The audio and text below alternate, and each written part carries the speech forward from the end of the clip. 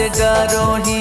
सोना मांगे फोनवा काहे नहीं करोही। सोना मांगे फोनवा काहे नहीं करोही। भेजल से जवा करे जवा नहीं पढ़ोही गे दिलावा कतरोही। भेजल से जवा करे जवा नहीं पढ़ोही गे दिलावा कतरोही।